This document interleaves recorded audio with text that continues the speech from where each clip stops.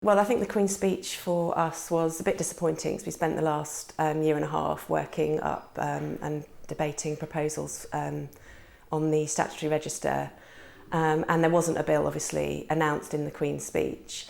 I think what that means is that I hope that means that the government has gone back to the drawing board, has ditched its ill-thought-through proposals that it put in its consultation paper last year, which the Select Committee were incredibly critical about. And I think, if I remember rightly, they said that no proposals would be better than the proposals that the government had set out in their consultation document.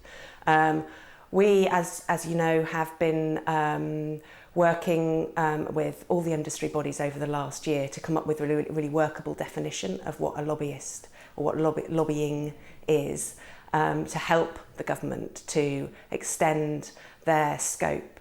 So we've argued that the register must cover as wide a group of people as possible, everybody that conducts the act of lobbying. And so I think for us it was disappointing that there wasn't a bill in there. What I hope will happen now is the government will want to sit down with us as an industry to work through with us how best to come good on their proposals to increase transparency in lobbying. And I think it's important to remember why that's important. It's important that the public have faith in our democratic systems, that they have faith in politicians. And I think what that means is we have to change. We have to be much more open and transparent about what we're doing, about external interests and how they interact with the institutions of government. So it's very important that there is greater transparency. The government have said that on a number of occasions. There's political consensus around that.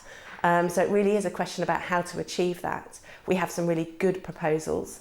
So I really hope that Chloe Smith will sit down with us, talk them through with us, and we can collectively come up with a much stronger proposal for how we increase transparency in lobbying. No, I think that the statutory register of lobbies will continue to be something which is discussed and debated. I certainly hope that it means that we'll be able to have that much wider conversation about how we really do introduce a statutory register which covers all those people that lobby, that's universal in its reach. And that's obviously a much more complicated proposal than the original proposal that the government set out. So, if we can spend a bit more time getting that right, that's absolutely fine. But I do think we need to get on with it. This was something that was set out in the coalition agreement in 2010. It was talked about by the Labour government before that. So, there are numerous examples around the world of where, have introduced registers which work well. So I think that, we need a commitment to get on with it and do it and put it into practice. Well, I think the industry needs to keep on doing what we've been doing, which is working collectively together.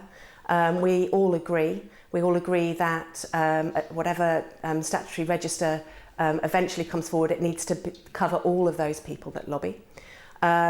I think that we must recognise that the industry is doing as much as it can on its own. If you look at how the industry has developed over the last 15, 20 years even, we've hugely made huge steps towards increasing transparency.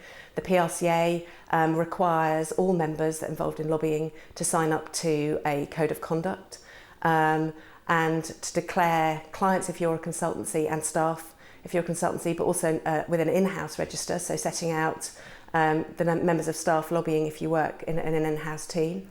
So, we've made big strides forward in terms of promoting transparency, but the industry can only do so much. And if the government's really serious about improving transparency, then it needs to put its weight behind the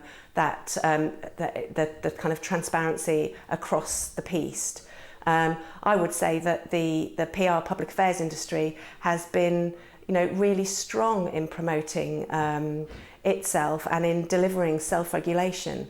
But we can only be responsible for our members, and obviously we only represent a kind of select proportion of those people that are engaged in lobbying. So, if the government wants to see greater transparency, they need to do more.